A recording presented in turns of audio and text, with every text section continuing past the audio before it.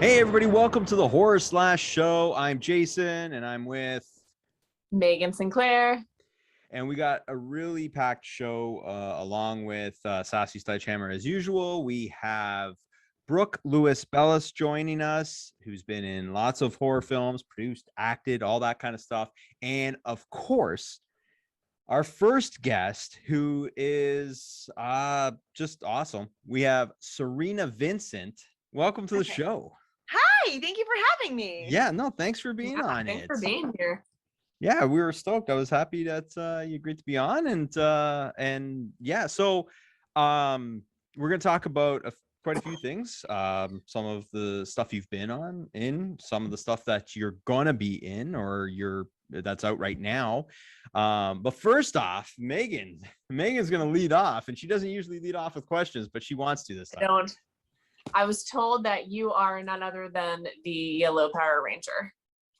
I guess I am still, right? You are. No, once you're a Always. Power Ranger, you are for life. I was Maya, the Yellow Power Ranger on Power Rangers Lost Galaxy in 1999.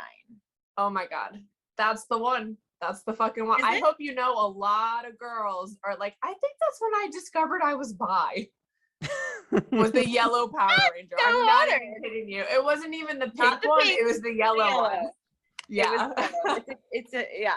Thank you. I'm Yeah. honored. You're Oh, welcome. wait, is this video or is this just audio? It's video. Okay, should I fix my video? Well, Are we you look okay? great. No, you look good. No, it's just I'm trying to hide certain things. I have a little podcast room, but it's a long story. We won't get into why I'm not in there. All right, So, no problem.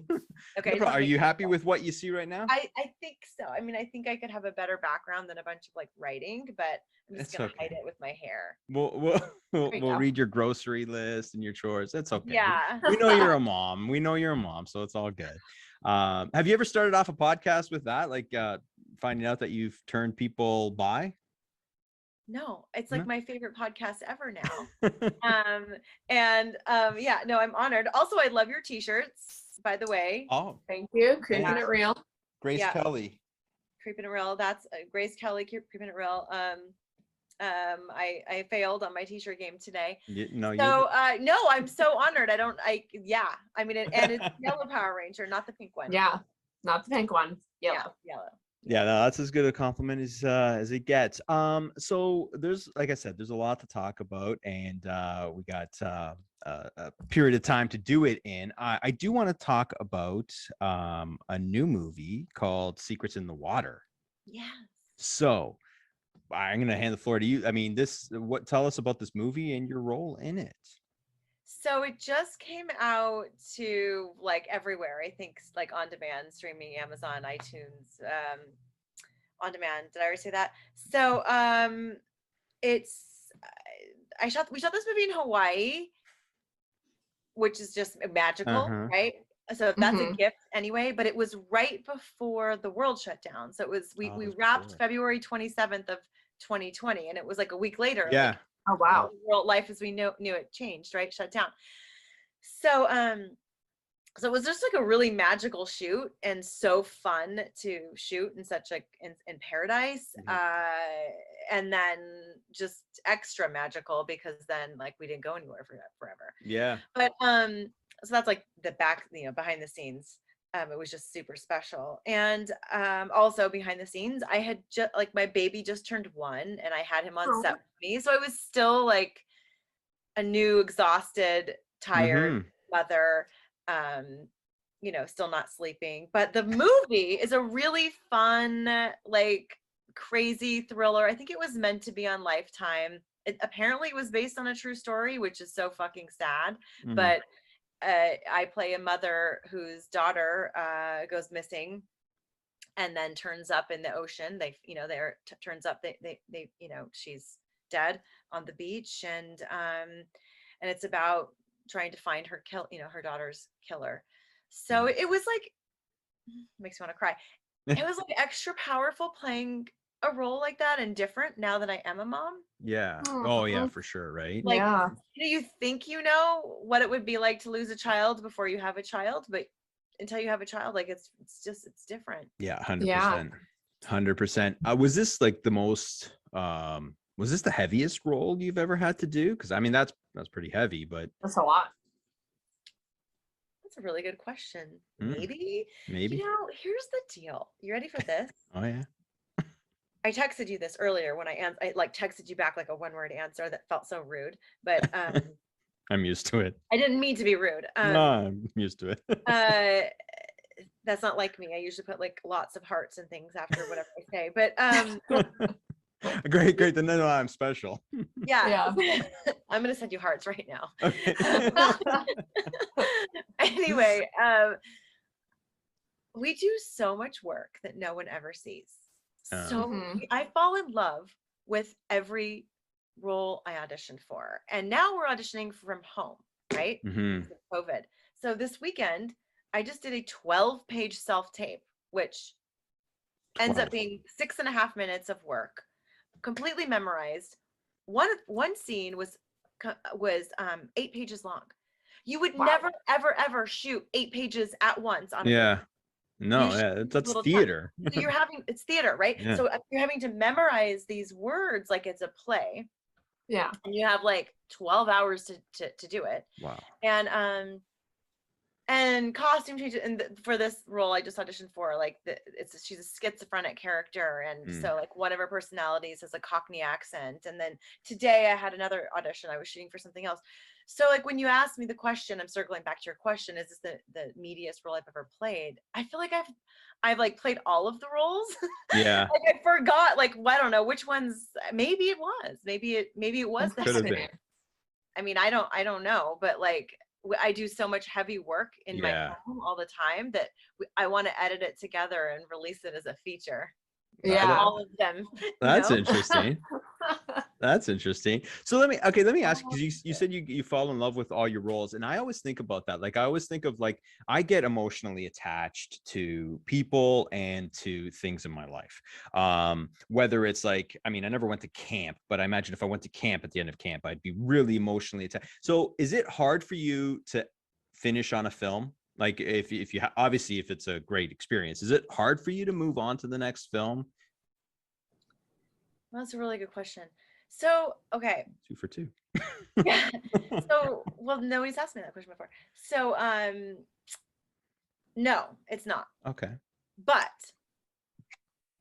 if you don't like your life, okay, so being like on a movie set, you know, if you're away shooting a movie and like, you fall in love with each other. Yeah. Just, you know, you fall in love with the project. Everybody's like pouring their heart and soul to everything creatively. And your like relationship sucks and like at home, you don't want to go home. Yeah. It's like living in this like fake world where you're playing make-believe all day with all these like new people that feel like family, but they aren't family, feels really fun and it feels really good. And you always think you're going to stay in touch with like your whole cast and your whole crew on everything you work with, but you can't possibly, because you got to go back and like get more work and like you go back to your lives. And so I like it's always bittersweet, especially because you're getting up every day and you're doing what you love. And then, you know, like, okay, now it's back to like all the auditions and all the roles and all the work nobody sees to get the next job. Yeah. And that's a lot. But I think if you like your life and you like who you're going home to, and that it's you know that like everything comes to an end and there's going to be something else again, and that's just like that's just life. But in my own life personally, like I went through like a terrible divorce some years ago, and like I would get on a job and I would be like, I don't want to leave. That was your escape. I tell him for the rest of my life, I don't want to go home and like deal with my life, you know. And so that can happen, and I think that happens to a lot of actors. Where they sort of throw themselves into it. Especially if you like your character. What you really need to be doing, you know. What'd you say? Especially if you like your character, it's probably harder to leave it too as well. But so going back to Hawaii, is it like, so I'm thinking about how like it's like a dream job to work in Hawaii. I mean, I've seen I definitely want to see the film, but I've seen the trailer, I've seen the stills, and it's absolutely gorgeous, obviously. is it hard to want to work when you're in that environment? Like, you know, are you happy when you have your days off? Did you have days off? Like, because I'd be like, okay, this is gorgeous, but now I don't even really want to act in this film because I'm in Hawaii. Yeah. So good question. I mean, I think it depends on like who you're working with, and oh yeah, 3 for 3. So, or you're just getting nice full of and you just yourself, say that Jason. with every I question. am really nice, but I'm also honest. I can so, tell. Okay. Okay. Here's the deal. The director on this film, his name is Michael Pfeiffer. He's amazing. I've done a couple of other movies with him. He actually hired me 5 weeks after I had a baby to do a different film for Lifetime. He's incredible. And he's just like an amazing human being. And so he wants to he sets it up in a way where everybody's getting to enjoy themselves. So we shot the movie in, basically it was a cul-de-sac of these like beach houses that were right on this private beach. So I lived in like this house right on the beach. Like Damn. it was crazy. And then I would get up in the morning and I would walk 2 mansions down and we'd shot in the other mansion. Wow. and that's where like the crew and stuff slept. Everybody slept together, or not slept together. Well, maybe people were sleeping together. Who knows? So, actually, Serena, let me ask you, do you hear Canadian in my voice? Oh, totally. I was going to be like, oh, I heard you said about. I don't say Yeah. a boot. Okay, that is the most. You get pretty close sometimes. Okay, listen. While we don't say about, I know that. I'll admit that the exaggeration of a boot really drives me nuts because I don't think I've ever said a boot ever. Have you heard another Canadian say a boot? Yeah. Oh, it's justified. I don't lie either, Serena. No, well, you know, in the more east you go, like, you know, the Newfoundlanders, like, you know, they're like, hey, you know, I went out and I got a 3-pound bass. Like, you know, they're a lot more. Oh, wow. Yeah. So Toronto is like, you know, we're close to New York. We're I was almost gonna say you're like New York, Canada. New York, Canada. Yeah. I love Toronto. Toronto is where Cabin Fever like made its first, you know, giant splash. And Is it really? A lot of films do. It's funny. Like I until you kind of like read up on it, and a lot of films really make their first impressions in Toronto. A lot of horror films too. So So that's a good segue. I don't, you know, let's talk a little bit of Cabin Fever. It is called the horror slash. So was this the movie? This was the movie that really kind of put you on the map, was it not? It was, yes. Yeah. I did Not Another Teen Movie first. Mm-hmm. But yes, Not Another Teen Movie and Cabin Fever for sure. But my performance, I mean, but it's in the horror genre 100%. You know, Cabin Fever. And I'm so, I mean, I can't even tell you how grateful I am. Mm-hmm. Just to before, I knew I wanted to be an actor, right? But I didn't know the path. Like, how do you get there? And like, if you don't know anybody and you don't have money and you don't know like how do you get from here to there? And I just never would have imagined that like I would have been known, and like I didn't seek out to be out. I sound like I'm Canadian now. It's okay. It's contagious. We love it. We love you. It's all good. In horror movies, but like I don't know. I'm just grateful for the film. The whole everything about that project was incredible, and it put me on the map in this genre. And I feel like the horror community is just rad, and there's nothing else like it. Mm-hmm. And it's all over the world, and we're just like bonded. The fans, the filmmakers, that everyone, and I don't know. It's just it's a huge gift. Yeah. Like if I can link everything back, like good in my life, to Cabin Fever in some way. Yeah, that's awesome. Son, even my son. Sorry. I met my baby daddy at a horror con. Oh, really? Aww. How insane is that? That's awesome. Babies. I was going through a divorce, and I was just like, ugh. And then, you know, I was just. Was he like a cute guy in line? You were like, yeah, that, or how did it work? Do. He was managing. He manages Bruce Campbell. Oh, okay. Oh Okay. shit. Okay. He invited me to a dinner with Bruce, and I said no.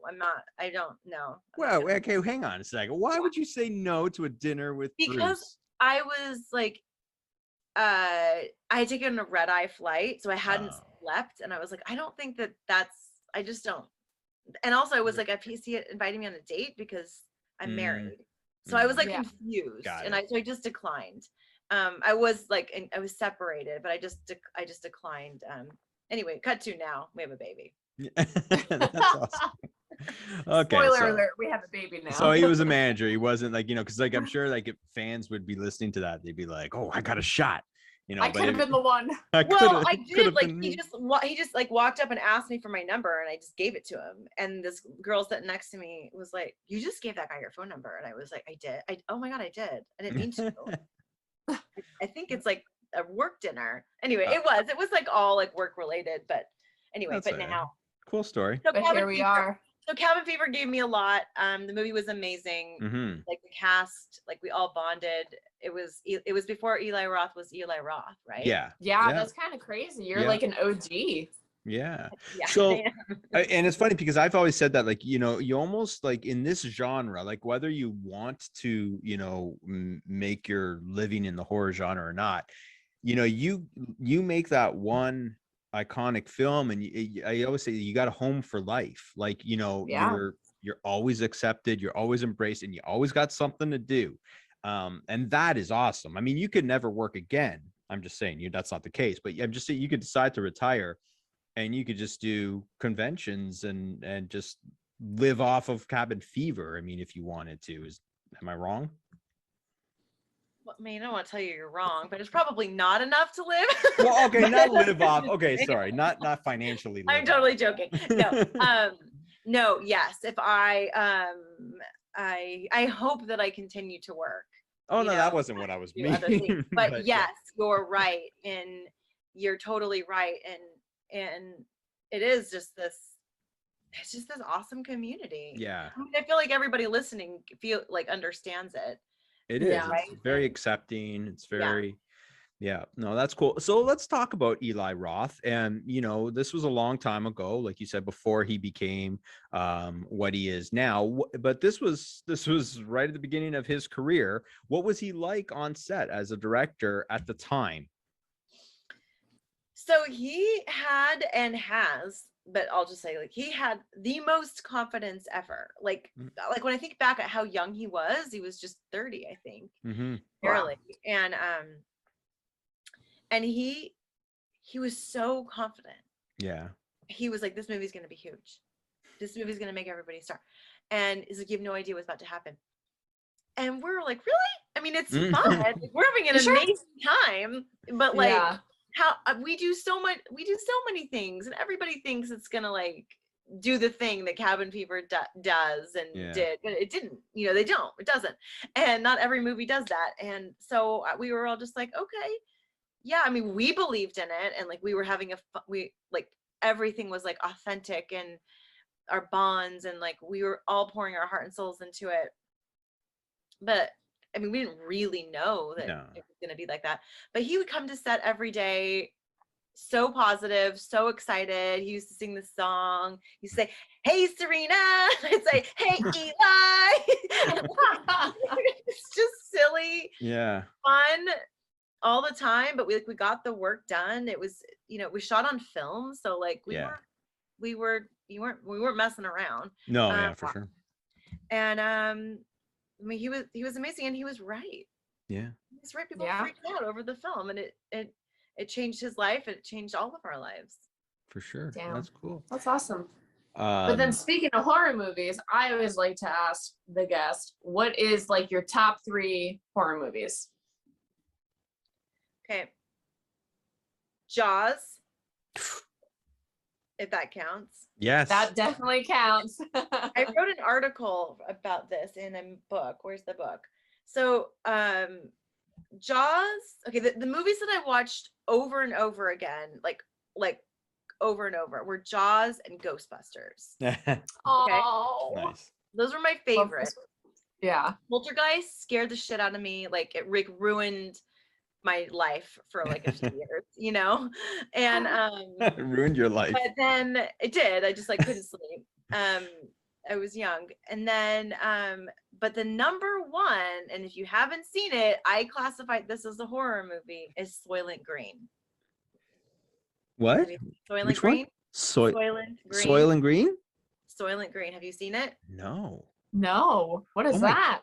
You have to see it. Wow. Yeah, we got homework after this. That movie, it's not classified as horror, I don't think, but I wrote an article about this. That movie terrified me. Okay, what's your favorite? Megan? Oh, me? Yeah. I would say my top ones, Jaws is definitely up there. And then I love It Follows. And then as a franchise, I love the Scream franchise. Oh, but then I also, that's just an OG. Yeah. And then oddly enough, I feel like M. Night gets a lot of shit, but I love The Mist. The Mist is fucked up. That was fucked up. Yeah. Yeah. Yeah. I think Greg Nicotero, KMBFX, did that movie. I think so. Yeah. Yeah. Yes. Yeah. Good choices. Yeah. I actually just rewatched Scream and Scream 1 and 2 recently. They just hold up, you know? Yeah, they do. Yeah. They're still good. Take it away, Jason. Sorry. Go ahead. No, don't be sorry. Ladies first. Are we sorry, is it horror films? What was the question? Oh, no, you asked the question. No, she asked. We're doing horror films. You're yelling at me now. Okay. You went from short answers and texts to yelling at me in such a short full circle. This is what Megan does to me all the time, so I'm used to it. Yeah. But it was horror, right? Okay. Definitely Jaws. I mean, Jaws is always up there for me. Great. Everything. Jaws, oh my god, why am I going blank? The Thing, with Kurt Russell, and if a third, I love the original Friday the 13th. I've always thought it was an underrated film. I've always loved that film, so I'm gonna give that a shout out. But to me, I make the argument Jaws is like the greatest film ever made. So it'll top every list of it tops, horror, just movie, thriller, shark films, so no, we all say Jaws, so that's pretty awesome. Okay, so Cabin Fever, was it like, it was a tough movie to watch, right? Because I mean, flesh eating and is not exactly to do it properly and to do it effectively, you show it. And the leg shaving scene, it's hard for me to even watch. And I, like I said, on screen I could watch blood like no problem, but that one's a tough one. Was it awkward to shoot, or was it just all like, this is just film, it's pretty easy and simple to like get your mind away from the reality of it? No, it was really complicated to shoot, actually. Yeah. Because it was, so K&B did the effects of that, and so I'm sorry that you can hear my baby, but no, you're fine. So the leg shaving scene was complicated because it was technically complicated because we had to reveal the beautiful prosthetic that they made, and that they put on the my leg. I had to time the reveal with the razor and the shaving cream and like the angle of my leg. Yeah. And I was sitting in a bathtub that was in a soundstage, so it wasn't a real bathtub, and I was so the water was cold and dirty, and I was awkwardly sitting on an apple box, totally naked, and then have to have all the emotion stuff. So it was definitely more like when I read the scene, I was like, oh my God, I'm so excited to shoot this. Yeah. Then, it was shot in so many pieces.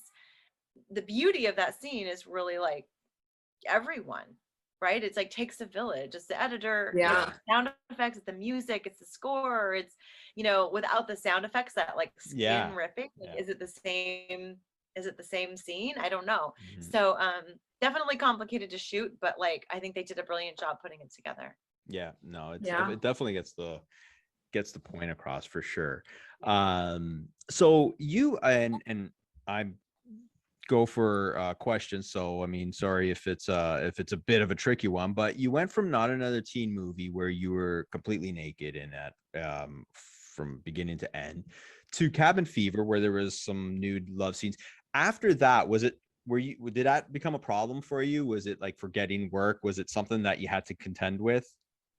Yes. It was. So when I decided I was going to be an actor, or like I said from earlier, when I knew I wanted to do this, like I never thought, I grew up doing theater. My mother was a ballet teacher. Like I grew up doing plays and musicals and dance and like for like the true art of it all.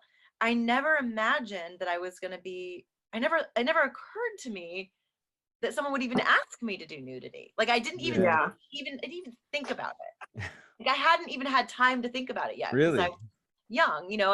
I was on the kids show Power Rangers when I moved here. I wasn't even here a year, and I booked that show, and that's amazing. And I was off that, and I was just auditioning, and I did a few little things here and there, and then suddenly it was like, "Do you want to get totally naked for this movie?" And I said no. Oh, you did? I Yeah, you turned it down. Oh. I read the script. I thought it was so funny. Not another teen movie. I was like, I can't do it. Like I was 21. Maybe I was 20 at the time. Oh wow. 21, and I was like, no. Can I have one of the other roles? Can I play a different role? Even though I loved it and I did like all the accents, I thought it was so fun. Yeah. And they were like, no. So they moved on, and they actually hired somebody else, and then it didn't work out with her, so they came back to me, and so I made a new decision, and I did the nudity, and I did the role, and everybody was professional, and the shooting the movie wasn't the hard part. It was like the aftermath of the world judging you. I didn't expect that. Like I didn't expect women to be cruel.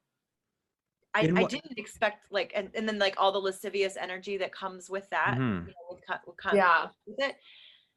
That took a while for me to figure out how to like metabolize and what was happening? Like how were you being like how were you being treated? Like I mean, well, so it was before social media, thank God. Yeah. But it still like happens. I don't know. It was still like on my IMDb page, like, your hormones are fucked up and, and whatever. Like my body, everything about me is real. Like I've never had any surgery or any Botox or any of those things. And so I'm like, this is my body. Like that's so mean. And I was already like many women struggling with like eating disorders and things like that and body image issues of my own. And so it took a minute for like me to understand how the world saw me and like how this business sees me versus how I feel about myself. Yeah. And like now 20 some years later, like I have no regrets and I don't care. Like I think it's great. That's awesome. Funny but it took a minute for me to like feel okay about it. And then I did Cabin Fever, and then I got a lot of offers for nudity and I just said no. Oh, really? Yeah. So was Cabin Fever the last time you did nudity? I did it for a Showtime pilot. But never got picked up. So it was tough, right? It was tough to kind of get away from those auditions. Were you getting a lot of reads that were all about nudity? I was getting a lot of offers. Yeah. And that's different, right? Yeah. Because like I was still struggling. Like we didn't make any money on Cabin Fever. Or not on a TV movie. It's crazy how this business works. So like I'm like this struggling actor, like trying to do these like weird jobs to pay my bills, yet turn down roles that I just shouldn't do if I want to keep going in my career, So I had to deal with that early on. And in hindsight, you made the right decision, right? I mean, because I think so. I mean, I made it to be a mom on a Disney Channel show. Yeah. Okay. There you go. So your trajectory isn't pointing in the right direction. That's awesome. Hold on a second. Sorry. Okay. Sorry. Wait. Oh, sorry about that. I don't know if you just saw down my shirt, but okay. No, I know. Just talking about nudity. I was just turning another light. I'll never do it again, except for now. No. So, right now. But you've done a lot of stuff that's not horror. Now you're like, you've got this Scream Queen title that a lot of people can give to you, but you're not exclusive to horror. You've done a lot of dramas and thrillers and all that kind of stuff. Do you have a preference in your in what you shoot? Like, is there a certain genre that just kind of appeals to you a little bit more than the other? Yeah, well, I've also done a lot of comedy, and Which you're good at. thanks. Yeah. And honestly, it's my favorite. It's your fave? It's probably my favorite. Like, well, I don't ever want to stop doing horror movies, but I want them to be good. I'm writing one right now with a friend of mine. Ooh, Really nice. fun. It's a horror comedy. Cool. But I want to do like good horror movies. But like I was talking about that Disney Channel show, Stuck in the Middle. Let's talk about it. It was awesome. Like, you just go to work every day and you make jokes, and it was a blast. And when you think about your life and now as a mother, things like being on a series like that is really great because you're home and you can go to work every day. There's some structure to it, whereas when you're just off doing this horror movie and this movie, sort of all over the place. So like when I think about like the rest of my life, being on a series is definitely hashtag goals. Oh, I wanted to talk to you actually. There was a while ago you did a really, really cool photo shoot with a few others, Scout, Danielle Harris, and Shepis there. Actually, I had Tiffany on the show not too long ago, and that was pretty cool photo shoot. How did that come about? Danielle, she's awesome. She's always like, she's just always doing photo shoots and invited us along for one. But we actually all want to work together and do something. So we're trying to we've got some things cooking. We'll see. Nice. We'll see what happens. But they're a great group of women. Yeah, it was really fun. Like, it goes back to like this genre, right? It's just it's just it's a lot of fun, right? It is. Yeah. And supporting women is great. Yeah, and that we talk about that on this show, and how like there seems to be a lot of support for women with horror. And actually, we had a poll question. We do polls in the show, and in the segment after you, we're going to find out the results. And one of the questions was, is horror sex positive for women? And so I don't know what the results are yet. The person that will be on will share them. But what do you think about that? Do you think it's a sex positive genre, or do you think it's a little bit Well, I think it's changing. Yeah. So I think that like we couldn't have made Cabin Fever. We couldn't make that same movie now.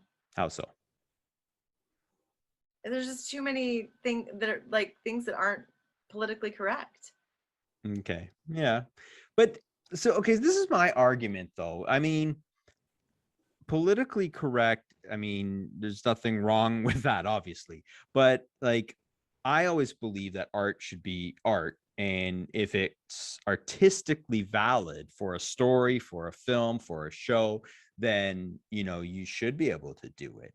So it's kind of just interesting to hear your perspective on that. I'm having a hard time with this, like lately. Yeah. Like, I don't know how I feel, because half of me feels the way you feel. Yeah. And like, it's art, and like, we don't need, and the other half of me is, I had this audition the other day for a big movie, and there was an orgasm scene. And I was audition? Like, what the fuck? Can I say this? I was like, what are we doing?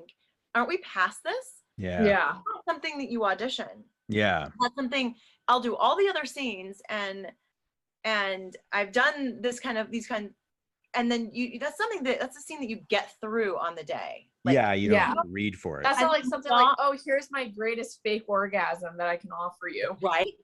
Yeah. And so I'm like, I'm not going to do it. I called my agent, like, I'm not doing this. This is crazy. I cannot believe we're not past this. Yeah. And I texted my group of Scream Queen girlfriends. I'm like, what do you think? They're like, oh, just go for it. It's fine. Just like, make it funny and like be fun. And I'm like, really? Yeah. Yeah. So but then I'm like, I don't want it out there in the world, like on just some self-tape, and like, I don't know where it's gonna go. And yeah. And so I did it, Oh, you did? I did it. And Okay. then Didn't sound like you were going that direction. the whole movie got Sorry? pushed. The whole movie got like shut down and pushed. Oh, Oh really? shit. Yeah. So it was a giant waste of time, like all Oh. of the stress. But my point of the story is like I'm somewhere in the middle on this. Yeah. I'm like, we're a bit beyond this, and like we need to do better. And then the other part of me is like, oh, it's all for the art. Yeah. Yeah. I think that it, you know, it's the quality of art though too, right? Like you could say that like, you know, a movie shot in, you know, a teenager's garage is art. It is, but we're, you know, if the quality of the story, you know, is really, really high level, I think then you're able to blow the doors off of whatever you can do. Where I kind of, you know, I really strongly believe that, and I strongly stand on that side of the fence. Where I don't, and I could see, is like an audition. You know, like an audition is not necessarily where you need to, you know, put stuff like that. And that I definitely agree with you. But yeah, I guess these are the tough decisions you have to make as an actor, right? I mean, whether to do some of this stuff, make the decision to not take roles, you know, even though you probably need the money and stuff like that. That's tough. I got a kid now. I gotta like, Yeah. through. Well, speaking of which, you know, we go from that to Raising Amazing. Yes. So let's end this interview on a happy Disney note. Let's talk about Raising Amazing. So, okay, I also write books. Let's circle back because I have a book coming out. Let's circle called back. Everybody Has a Belly Button, and it's for babies and toddlers. I'm still trying to fix my lighting here. It's just like not good no matter what way It's I go. okay. Yeah, So babies and toddlers 0 to 3. And I wrote it the day George Floyd was murdered. I was like in horror like everyone else on the planet. And I thought we have to do better. Like we have to start teaching our babies immediately. At the time, I was teaching my kid about, you know, where his body parts are. He was 14 months old. So I was like, here's your nose, belly button. You're doing this. You're teaching them about their bodies in this way. And I was like, well, what if we teach them about skin color in the same kind of way, you know? Yeah.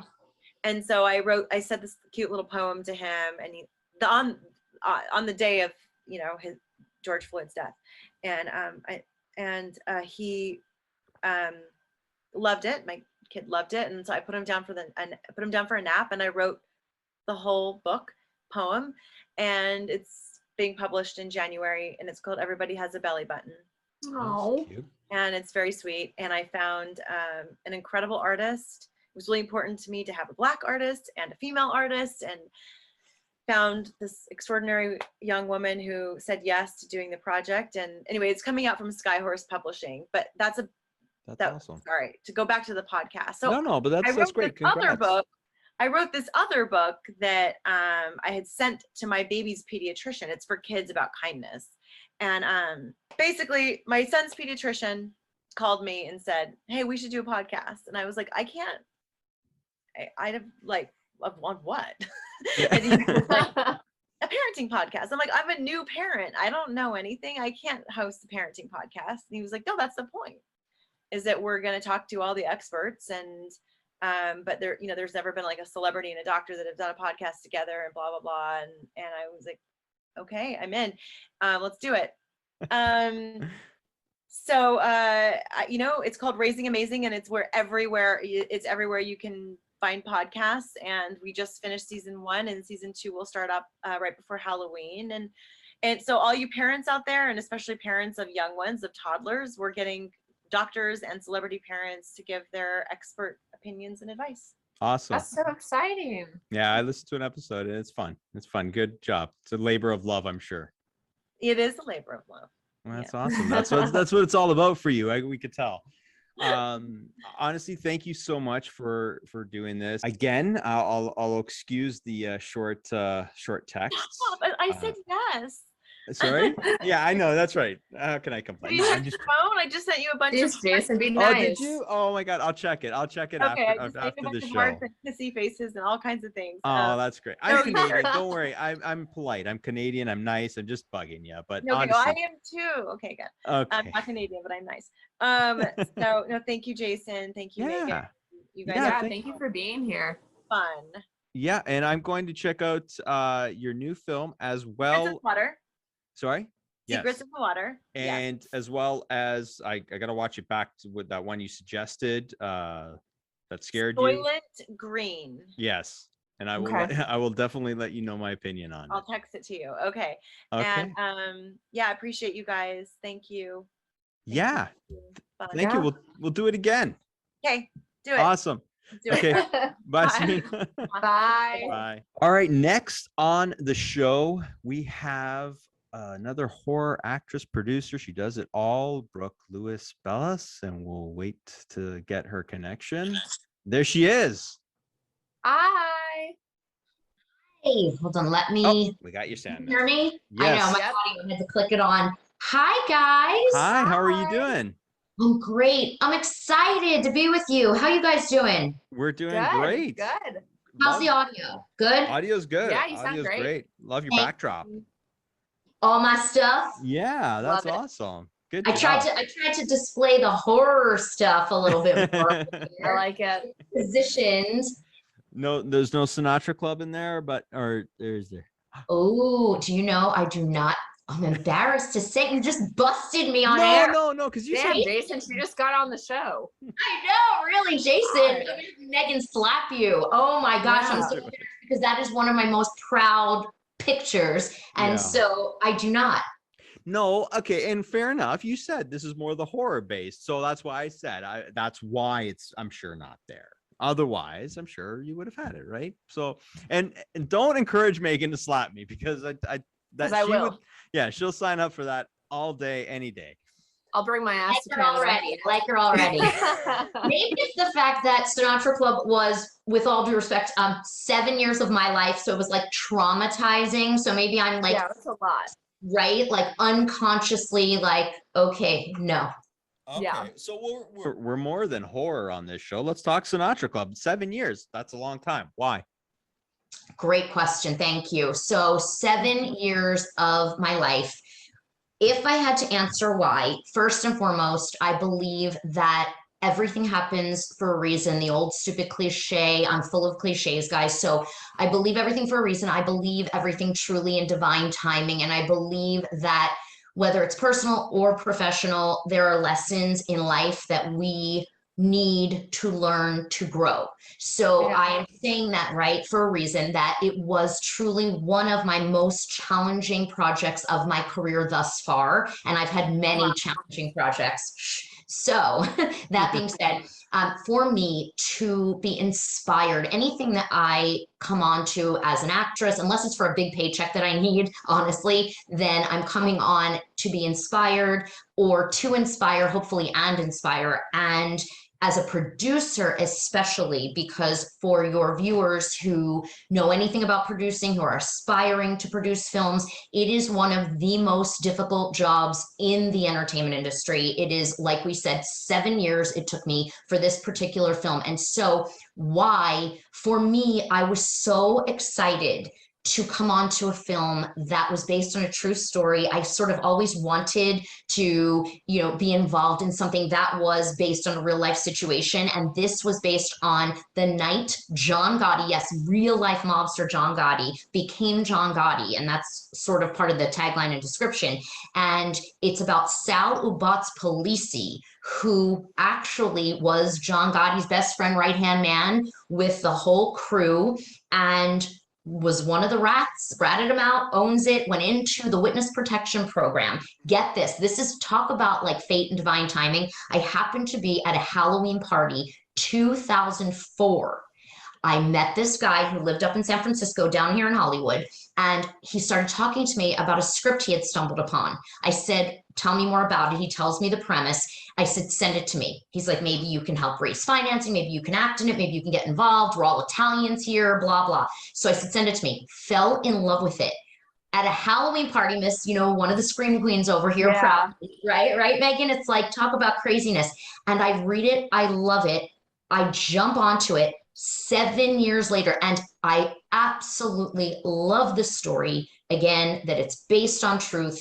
The characters were incredible. It had actually, this one was a supporting role for me to play, which typically, if I'm going to invest time, money, energy in producing, I'm going to play a lead or supporting lead. It was very supporting, right? But I focused on the producing and the script, and it went like this, like fell apart a million times. We raised financing. We had big studios, production, indie companies on board. They all disappear. And then we finally got it together. We filmed in 2009 and delivered and distributed in 2011. So you do the math, viewers, and you guys host. And so why?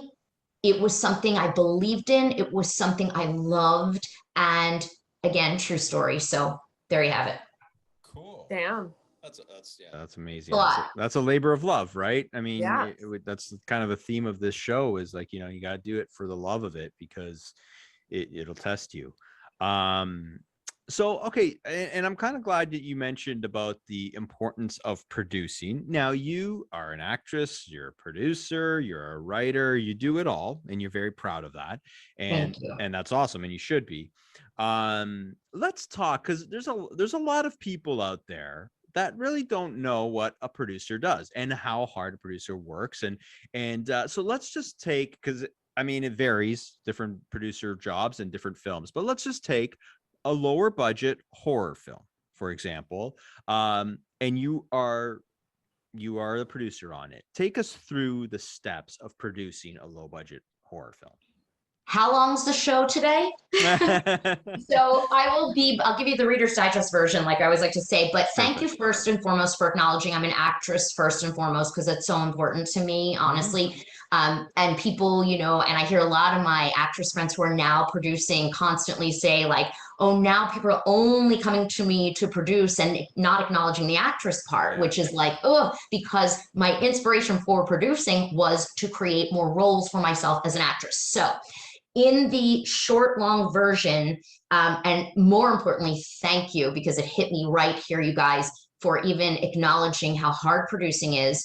And, Megan's like, yeah, I mean, you both know, and look, I'm no dummy. I do my due diligence before saying yes to any show. So thank you again for having me as a guest. You've had some extraordinary guests on, and, actors, producers. And so nowadays we joke, the professionals in Hollywood that, and I hope I'm one of them, I say it humbly, that, everyone's a producer now. And I say that respectfully, but we all know it's the truth. And it sort of gets me again here. It like hits a nerve because I've sacrificed, and I'm not saying like poor me, it's a choice. It's a powerful choice. It's a female choice. It's an empowering choice I made almost 20 years ago. And in the long short of it, we're talking a full-time job on every production. We're talking sacrifice. And I mean, over the years, I have sacrificed. I have taken, when I would make a lot of money, hustling, other jobs, side gigs, side hustle when I needed to. Or if I made a lot of money producing or acting in a film, I take, 30 grand and shovel it right into my Philly Chick Pictures production company, right? So I could spend it on development money. It was development money, which is what we used to do in the old school ways. I'm not that old, but in the old school ways, you would develop a project as a producer first, which meant me courting, taking studio people, bigger production companies. I would always partner with larger production companies that could bring us up to create something, even more magical. And it would mean, seducing, and I don't mean it in a sexual way, but I mean in a powerful financial way, seducing investors. I had investors that were dentists, like the old school way, and real estate agents, I take them to dinner on my dime, on my Philly Chick Pictures company dime. And we're talking, dinner, cocktails, to inspire them, compel them to invest in a film. So that's the beginning of development. And that's, not even a short story. Cut to, depending on what you are doing, I have done everything from co-produce to full produce to now we call it produced by, to executive produce. When you're executive producing, often it's about, the old school way is you're raising the financing. I also look at it sometimes. I don't just raise the financing. Like I have a project right now that I'm an executive producer on. I've been on the day-to-day for the most part, most of the time. I'm involved in all the production meetings. I'm sort of consulting at the same time, like overseeing everything because of my level of experience now, now. So there's like executive producing. Then producing is really the toughest one, where you are on the day-to-day. You're sort of one of the head honchos, if not the head honcho, when you're produced by, I'm the head honcho up now, where you're not only calling the shots and calling all the favors, but you're doing every single thing from start to finish. And that means, again, development, pre-production, production, and post-production to delivery. So, and that means distribution for your film. So you're really at the helm of everything. Hopefully you have a team. You always have a team. It's an army. We know that. I could never have done over these years what I have pulled off, by myself. Doesn't happen. And humbly, I surround myself with people I hope who are even more skilled in most ways, more seasoned, better, more talented, creative. I have no ego around this. This is for the love of the game, like we said earlier, and the art. And so that's what I do as a producer, and hopefully support my teams and pray that they support me and respect me in return. Wow. I mean, that's the best way to go about it. I was just talking with my boss today about how, like, it's just not good to have the huge ego. And like, when you put your ego aside, like the amount of shit that you can get done is just so amazing. And like what you'll learn from it too. 100%, Megan. And again, it's about, sometimes, and trust me, I've done it more times than I've cared to, swallowing your ego, swallowing your pride, and doing what's best for the big picture. Listen, whether we're talking film, TV, or any other job, it doesn't matter. It's about looking at the greater good, the bigger picture, and being very unselfish. I think producing is a very unselfish job, unless you're doing it for the wrong reasons, Yeah. And it's funny how you say that in contrast to the way it's perceived, right? Like, when people think of producers, they think of that slimy guy in a suit that's like, self-serving, egotistical. And I mean, and you're explaining it from like, how hard it is and how the sacrifice that you make to get to hope to get to a certain point. Like, you don't even know if anything is going to go through. You don't know if the production's going to even happen, and you got to slave and invest, and that's tough. Credit to you. Thank you. Thank It's you. kind of amazing. You're like a job sprinkler. Like the producer just like hands out all these jobs and they're like, here you go, jobs for everyone.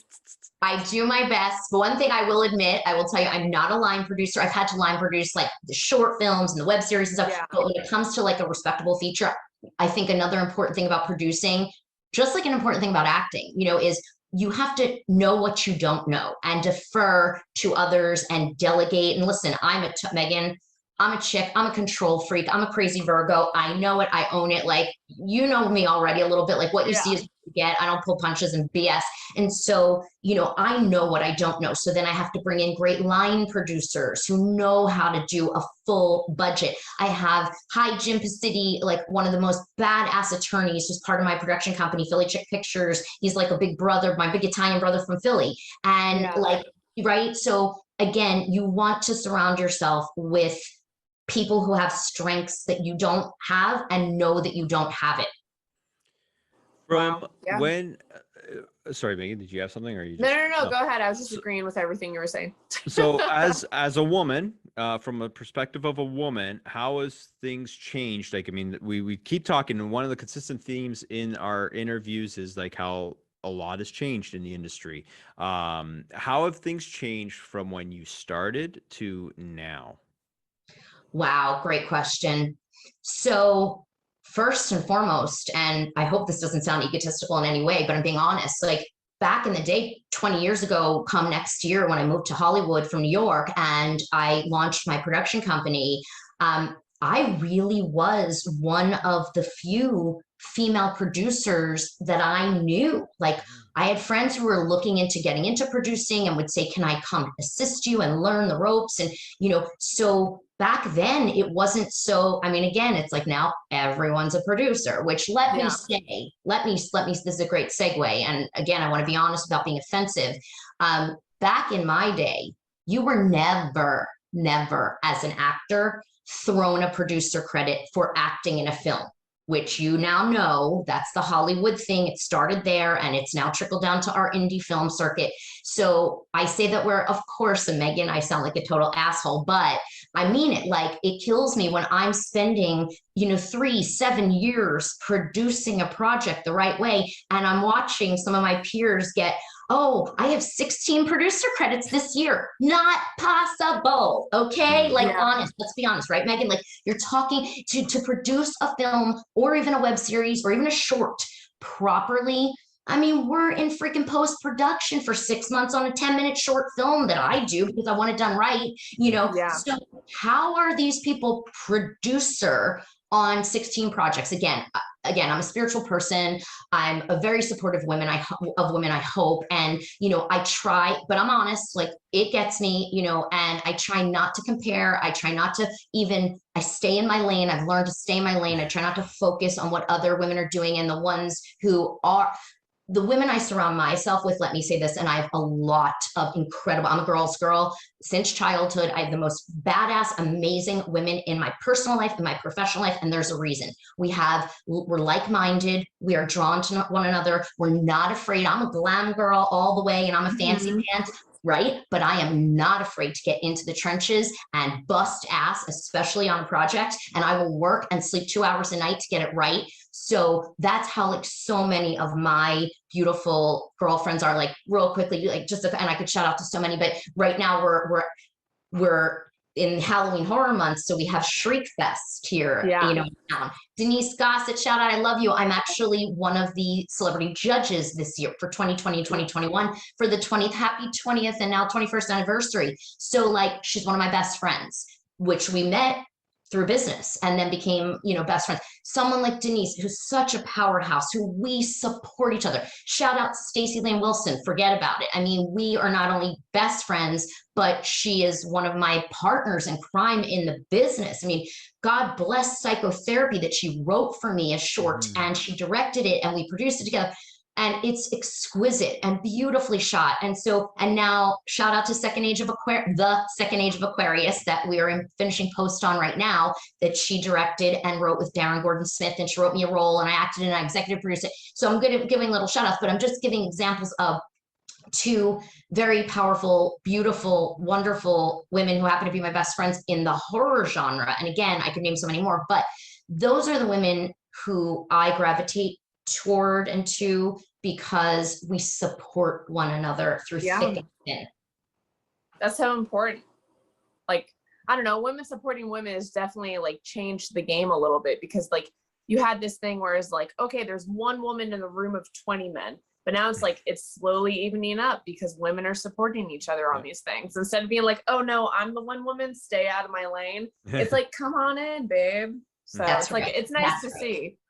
Absolutely. Now, let me flip it, because I like to look at both sides. And so let me say this, and I love what you just said. And I think it's so important because you're seeing more and more women being given opportunity, which from when I first started, I had to, like, claw and scrape and shovel and pound, right, to even, like, get a break. And it was always me producing with all men. Now we're being given much more opportunity. However, and I'm honest about this, and I'm such a supporter of the Me Too movement when it is necessary to be supported. But I have also worked with the most wonderful male producers who have supported me 100%. I'm working with a few right now. And it does frustrate me at times because I am a firm believer, and I love my men. And I'm a firm believer that sometimes jobs should go to the most qualified person. I don't care, male, female, black, white, purple, whatever. Like, that's where it's sometimes, I think, especially in Hollywood, gets pushed to the other extreme, and now, and Megan, this, like, this is also frustrating to me because I am in support of my male counterparts, where now and I haven't been on a set in so long at this point. I'm shooting virtually, but that's a whole other show. But we can talk about that later. But like, let me say this though, too. I mean, when I have my male counterparts who I've worked with,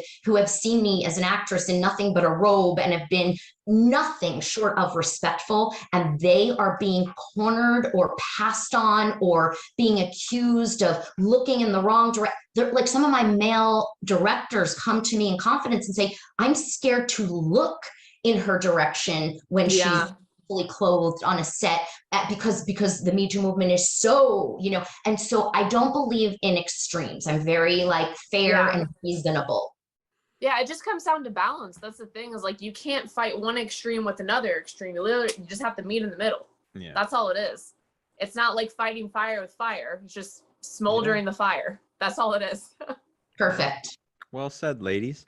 How important was Slime City for you?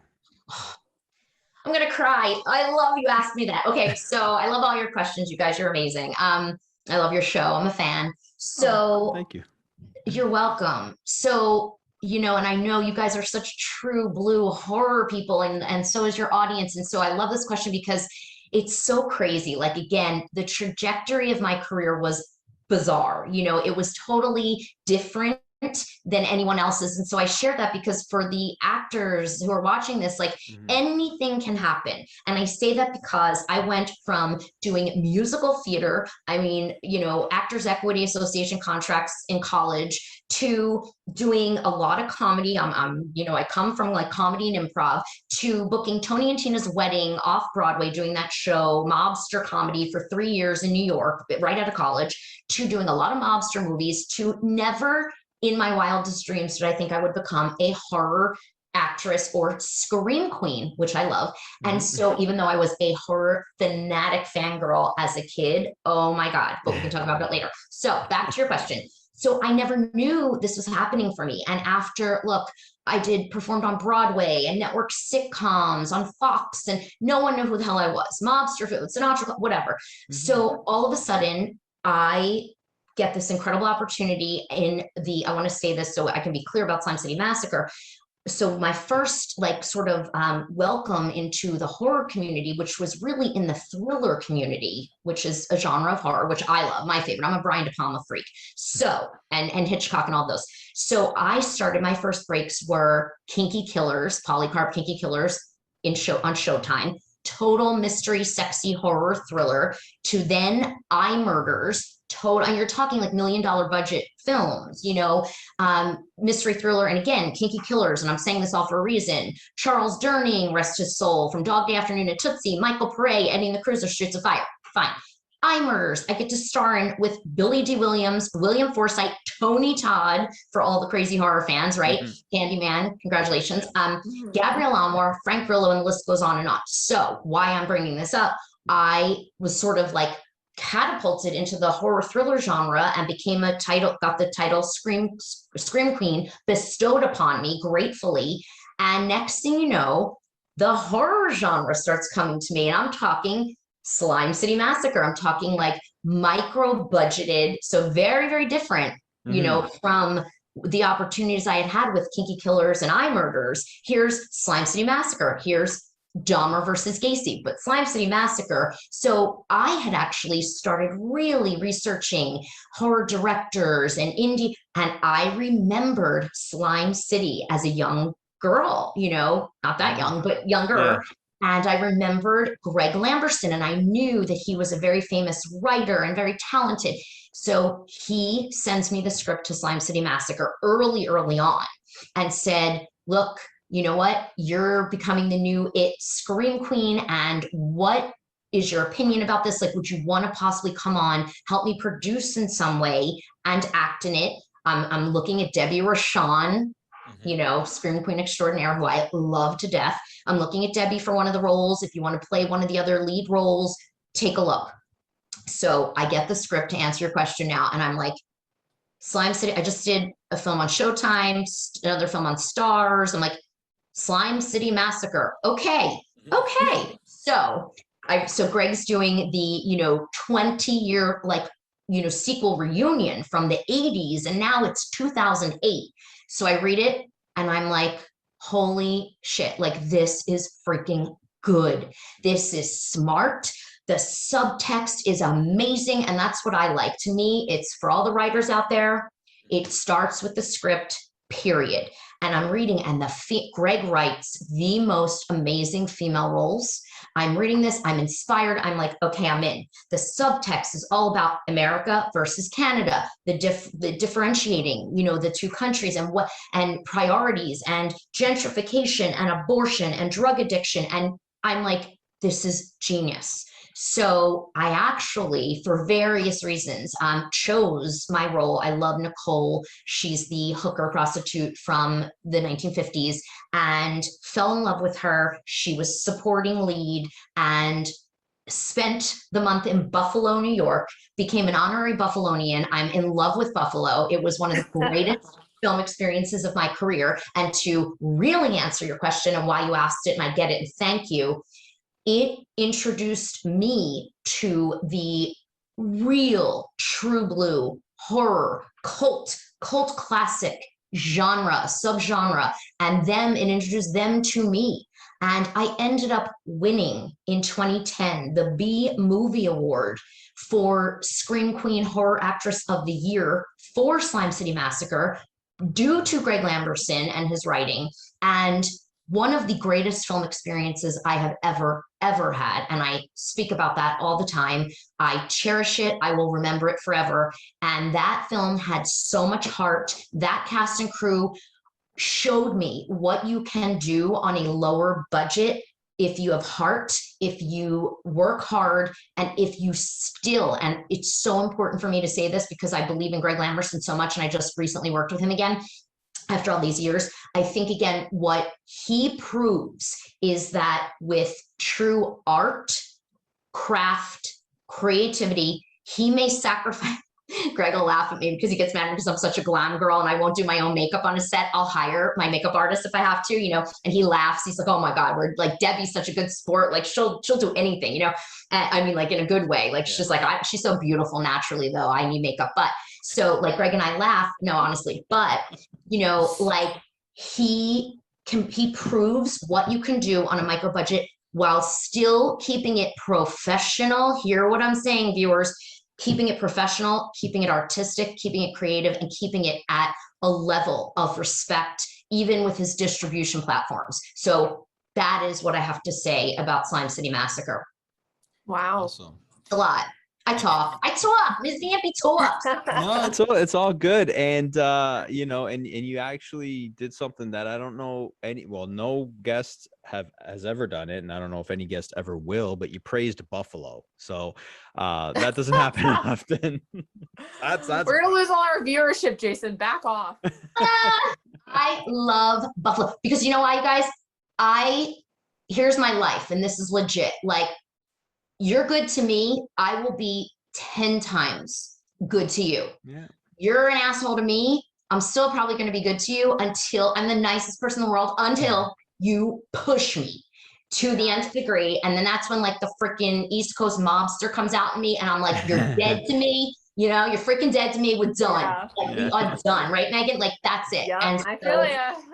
right? Like, that's it. So Buffalo, I'm telling you, from the time I got to my hotel, there was a gift basket. Like you would have thought I was Elvira, you know, like some mega star, like gift basket waiting for me there at the hotel. Like they treated us to dinner at different restaurants every night on the shoot. It was unbelievable. And they've had me back. I was been on their morning show, AM Buffalo, many times. They've had me back so many times to host events there.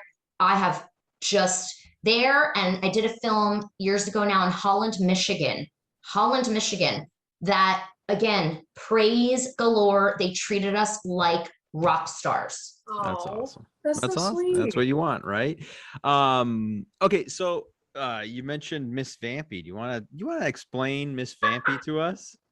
Sure, I will. Okay. So but I'll do it in my own voice. So that's a crazy long story. So when I broke into the horror genre as a scream queen, and so we're talking like 2007, 2008, end of 2008, I had an amazing photographer, God bless Roger A. Sheck, who directed me in a short, Sprinkles, that won me the most Best Actress awards ever. He's so talented. He's doing photography now. So he had done photography then. And we did this like really amazing, sexy vampire photo shoot at Drax Studios. So I was doing like a lot of like vampire modeling stuff.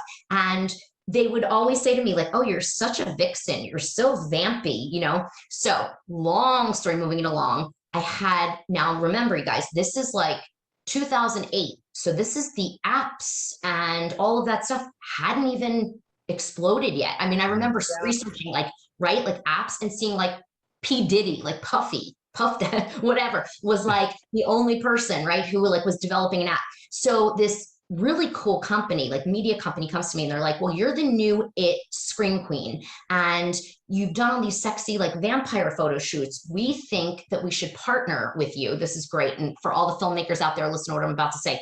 So they said to me, like, we want to partner with you and we want you to be Brooke. I was Brooke Lewis at the time. I'm now Brooke Lewis Bellas. Everyone, please get it right. So I'm married now. Sorry, guys. Sorry, girls. But so they were like, you're Brooke Lewis, vampire goddess. And we want you to come do these sexy app like videos and stuff with us. But we want you to be, you know, a little more scantily clad. And we want you to like show your boobs, like whatever. And I'm like, listen, you have it all wrong. Here's the best part. So this is what real quickly the filmmakers listening and watching. So here's the real kicker. They wanted Philly Chick Pictures, my production company, to finance it, Megan.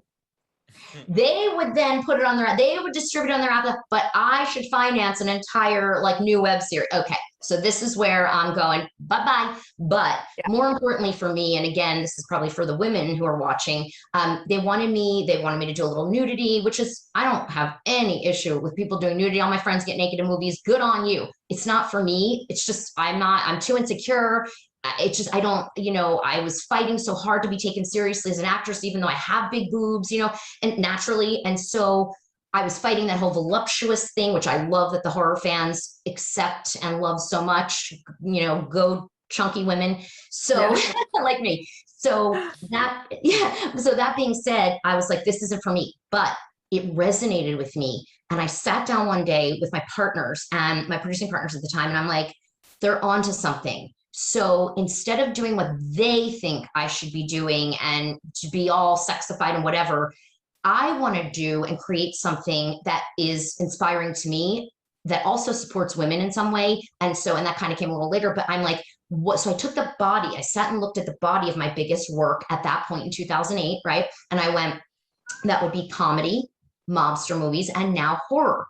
And Ms. Vampy was born. And we ended up, I mean, at Drac Studios, back in the day, I mean, I produced and financed and, you know, did my first, like brought her in as like a horror hostess because I'm so obsessed with Elvira, but she is like a cross between all my, you know, icons, Elvira, Mona and my cousin Vinny, Marissa Tomei, and like the nanny. So there she was. And we still made her sexy and she's got her cleavage, Ms. Vampy, and her big hair and makeup. It's so me. She's like my alter ego. She's like the fearless.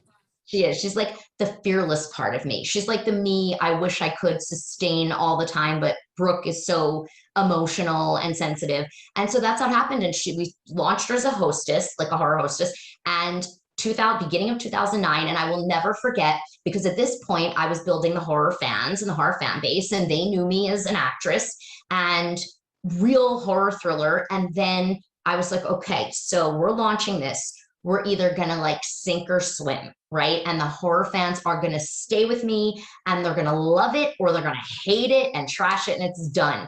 And I will never forget the first webisode that we launched. It was on a Friday in 2009, and like 17 horror websites and media sites covered us and gave us the most incredible reviews and praised us and praised the professionalism. And like Ms. Vampy was born into the horror community. And then it's too long of a story, but then a little bit later, about a year later, I got inspired. We wrote her in feature film format, and we had to kind of cater to a different audience. We wanted to, and I just wanted to do something for me that meant, you know, something meaningful for me and my heart, and have a purpose, like a bigger purpose. And that's when I did my teen talk show, Ms. Vampy's Tween Talk, Teen Talk, and In Between Talk.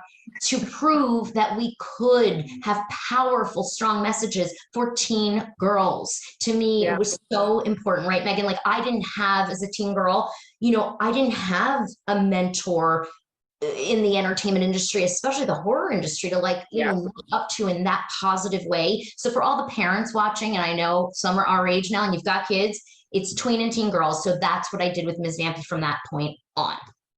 That's awesome. Yeah, it sounds like you have like a moral compass with a lot of stuff you do, which is great. Thank you. Yeah, I'm going to ask my final question. Then Megan has a question that she loves to ask our guests, and we'll end with that one. But the world of low budget horror and B films, are you happy living in this world? Great question. Yes, I am thrilled. I am grateful. I'm going to be honest. I'm thrilled. I am so grateful. I think again, I'm going to go back to the Slime City Massacre answer. I think what people, including myself, and we've got a limited web series titled Red Rooms coming out soon that we did during the freaking pandemic on lockdown, completely virtually and on a low budget, because I was the producer and executive producer through Philly Chick Pictures. It's exquisite. So I think nowadays what people are able to do, if they choose to do it right and professionally and surround themselves with professional crews and stuff, I am absolutely grateful and thrilled. However, I would not, for me, and this is just me personally, and I'm being honest, like for me, it wouldn't fulfill me enough to just stay in that world. So for me, honestly, that's why I do, I had a film, thank you, Drew McInerney, who's like my little brother, Half New Year, which was a comedy all over. You can find it on everywhere, Amazon, Tubi, Shanley Caswell and Rome Flynn, Drew and Bo Youngblood are the lead, just an extraordinary, Jeff Dye from Last Comic Standing, extraordinary cast. So that's a total comedy dramedy. And my role is sick. I'm like Pam DeLuca from South Philly. And so I get to do that. And I got to, gratefully, thank you to Mark Klebanoff, I got to act and play one of the female leads opposite Casper Van Dien in a sitcom pilot, which is also like a sort of comedy drama titled Stripped. And so comedy, dramedy, and I get to do that. So that fulfills me in all my creative areas. Look, I mean, I have to audition films I don't audition for. Thank you so much anymore. I get a lot of direct offers. I'm so grateful. But TV, like big real TV, I still have to freaking audition. Of course I do. Yeah. So, right. So I've always have one foot in that door as well. And then it's just a perfect recipe for me because I'm so honored to be a Scream Queen. I genuinely am. And it's offered me opportunities and people in my life and career I never, like you guys, never would have probably been invited into, you wouldn't have known me. But then I like to also be the actress and do other things, other genres. And I mean, and just from like little snippets, I mean, I could tell that you're talented in comedy too. So it would be a shame to just be in, just a Scream Queen, which is, again, like you said, nothing wrong with that. Megan? Okay, so since it's the Horror Slash show, I always like to ask our guests your top 3 horror movies. Oh, great question. Okay, so I am going to then, thank you. Ready. I'm being right. No, but it's going to be tough. So I'm going to go down the road of, again, like I mentioned earlier, I'm the biggest Brian De Palma fan, right? Okay. So as a little girl, like growing up as a girl from Philadelphia, I am Blowout, truly. I mean, Blowout and Dress to Kill. I was going to say, I thought you were going to Dress to Kill, but you went Blowout. Okay. Because of the Philly thing. The Philly thing, and I swear this is going to make you and your viewers laugh, because I really am. Like, I know my horror stuff, whatever, like, subgenre. Mm-hmm. So when I was young and I saw Blowout, I dreamed of being Sally the hooker that Nancy Allen played. Mm-hmm. Yeah. Swear. So that is like what I love. Anything Brian De Palma, I'm obsessed. Yeah. So, and Dress to Kill, forget about it. I mean, amazing. Yeah. So there's that. So I'm going to say, as far as filmmaking, and I'm not doing this to stroke all my friends in Texas, because I have a lot of horror friends in Texas, but I'm going to tell you that I think that the Texas Chainsaw Massacre original is truly one of the best made horror films, you know, production wise and acting, all of it from back in the day, you know, right? And then I'm gonna go with, okay, one of my other favorite like 80s childhood films is Prom Night, the original. Oh, and cool. believe it or not, in fact, I made my husband watch it recently. I just think that Jamie Lee Curtis really earned her stripes, believe it or not. I know Halloween, but in this one as an incredible actress, you know.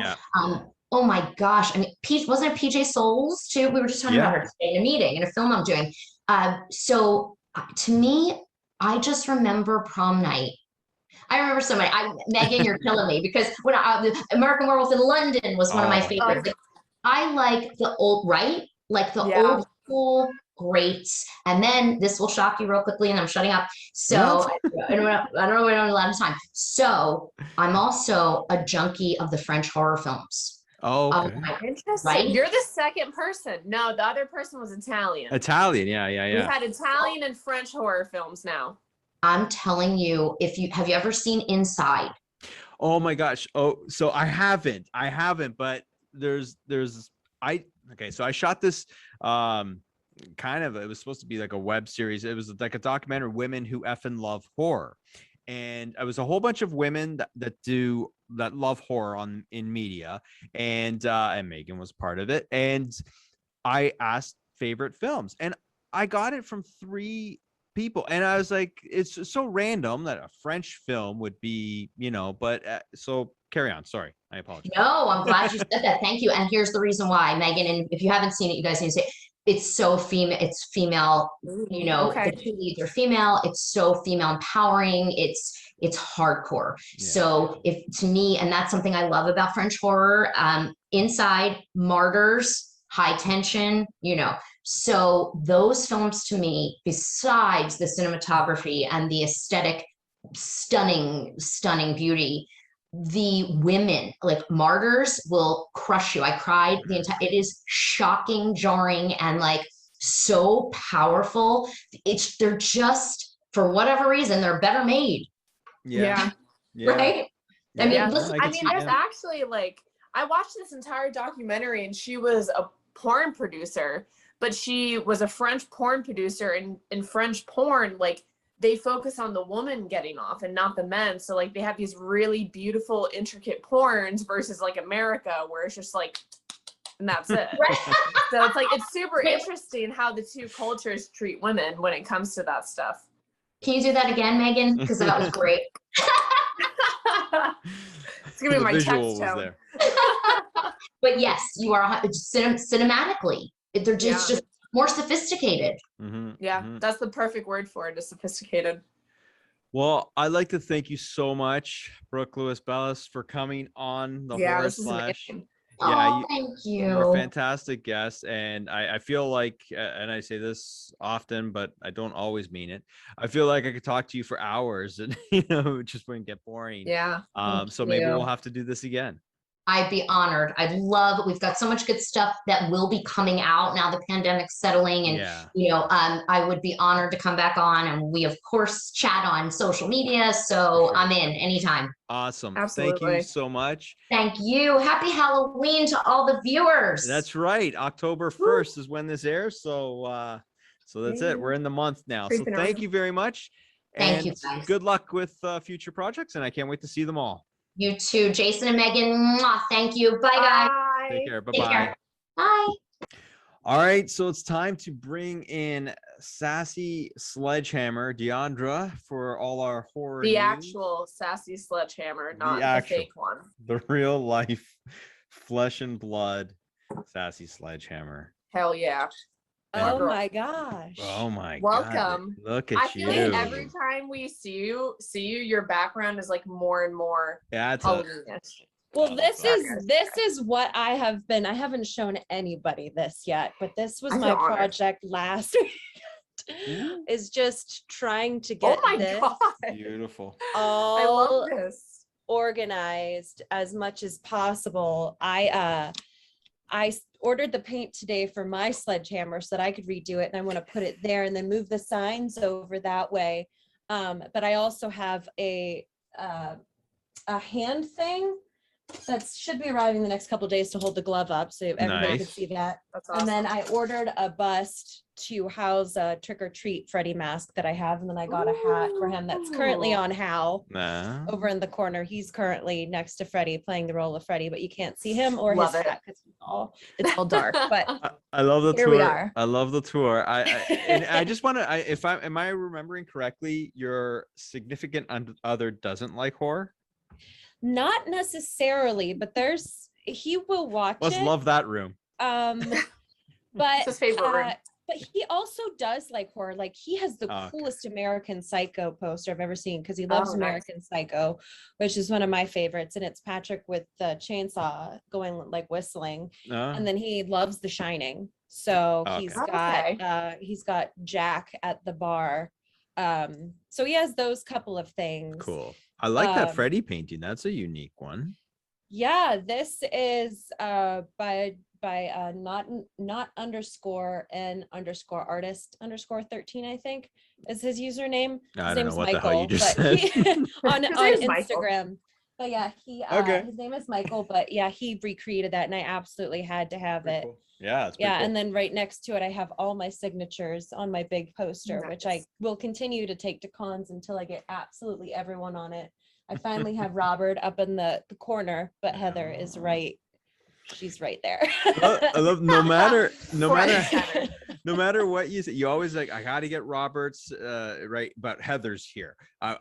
This week I'm going to get Robert, but Heather's here. And then it's up on the wall, like Robert is right there, but Heather is here. Yeah, she was like, should I sign over here? I said, no, you sign right in the middle and Robert has to find somewhere else. So yeah, he's up in the corner. I'm surprised he didn't pick the hat or anything, but he picked up in the corner. He's right above Toy. So okay. That's awesome. Cool. Yeah. Well, thanks for the tour. See you next week. Yeah, okay, bye. But I did wear, since this airs on the 1st of October, I have Freddy coming out of a pumpkin. And again, I've never seen that before. I have my Creepin' It Real shirt. Love it. I have my Grace Love that Kelly. I just dress like a 5-year-old. Awesome. Okay, so we've let's get into it. Yeah, let's do it. All right. Well, happy October 1st. For us, it's premature, but everybody, happy October. We are finally at our full power. Actually, our full power probably happens on the 31st. Like right now, we're like absolute power, but then the 31st, it's like insane power. Yeah. So here we are, full power. Love it. Did any of you guys happen to catch Elvira's 40th anniversary episode last week on Shudder, her special? I didn't.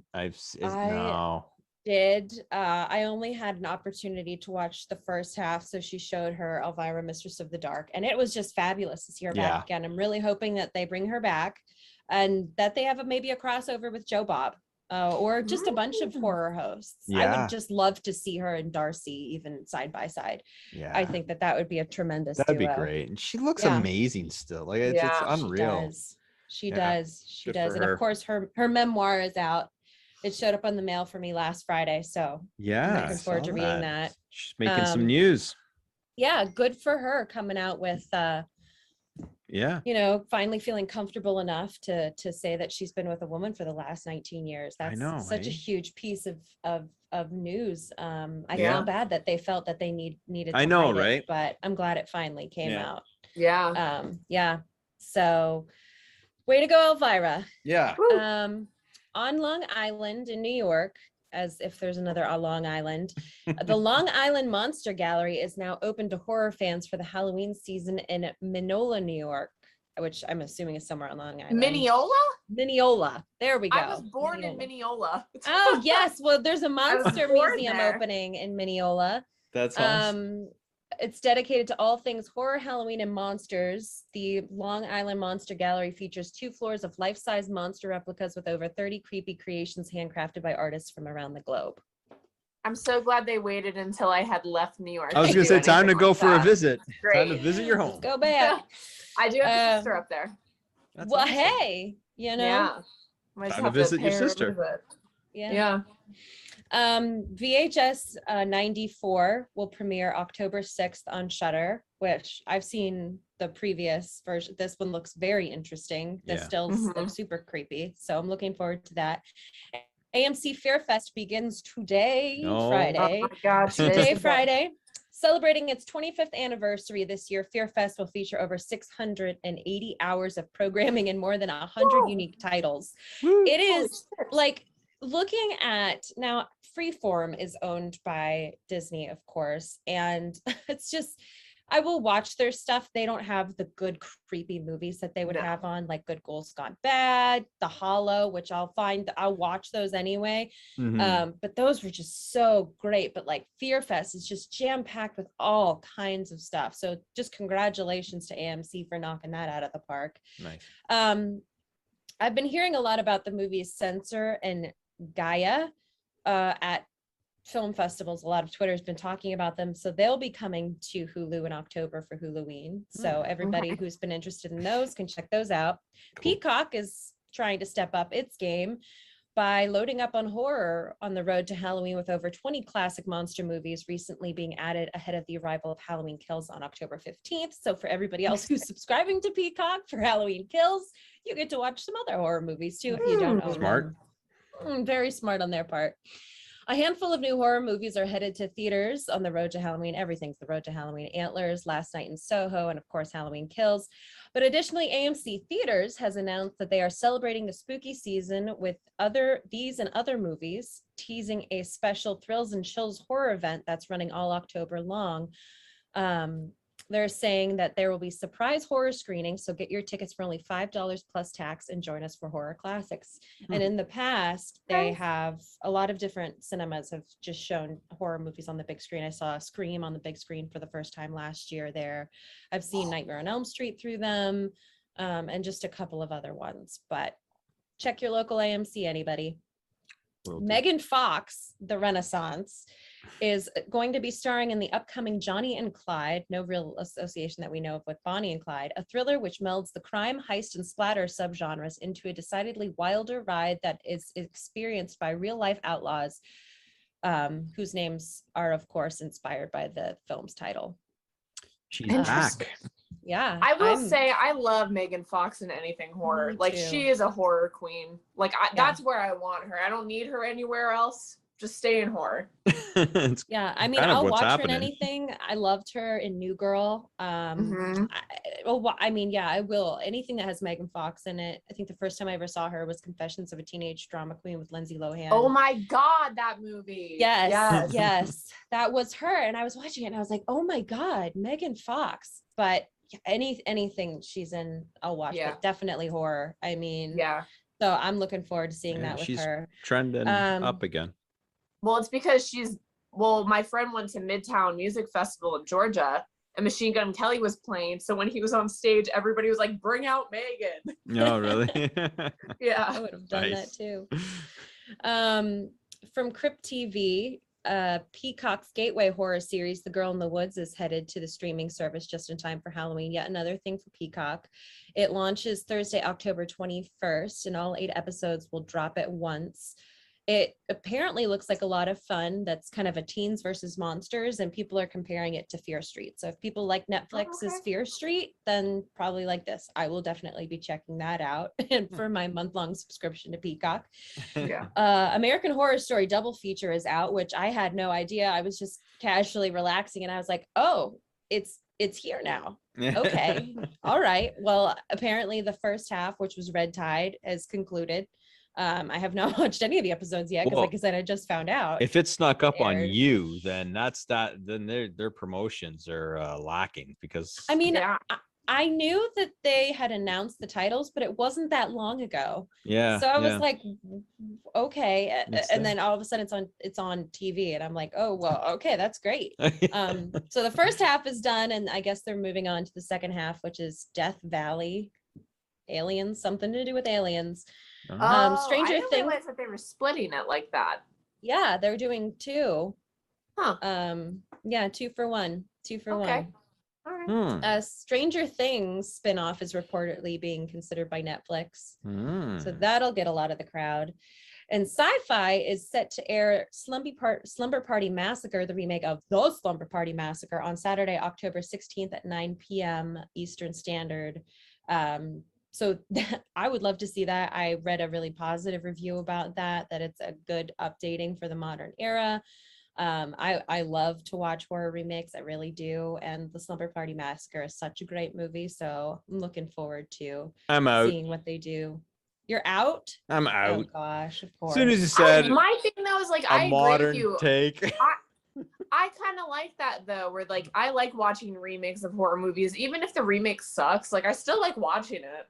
Yeah, I don't know. I like to see what they can do with it. I used to be like that, but now I find like there's bitter. Well, you know what it is? Like we've talked about this on the show that there's so much blah blah blah. I'm Jason. I have a red Yeti, and I am just so blah. I was gonna say, do you have a red Yeti? And look up. I do. And for all our viewers, she got it because she loved mine. There we go. Now I've got it on the right way. There you go. Yes, I did an interview with someone, and one of the comments, this was before this show, one of the comments was like it looked like a big giant flaccid prop. Is that the right word? Flaccid? Yep. Anyways, I knew what he meant. But anyways, I was ripping on remakes and all that. Look, no, you lost me when you said it's a modern telling of, or whatever you said. You lost me a lot. Do tell us why. Because it's just like we differ on this. You love your social issues in films. I don't, and unless they're creatively written in, and they're not creatively written in. They're shoehorned in with a salami sandwich. I don't think so, because it's also like you're in a world where like they're trying to include more people. Like these people have always been around. They're just at a point where it's like, okay, but now we actually have to include them on shit. Like, okay. Well, it depends what you mean. Like, you mean like different ethnicities?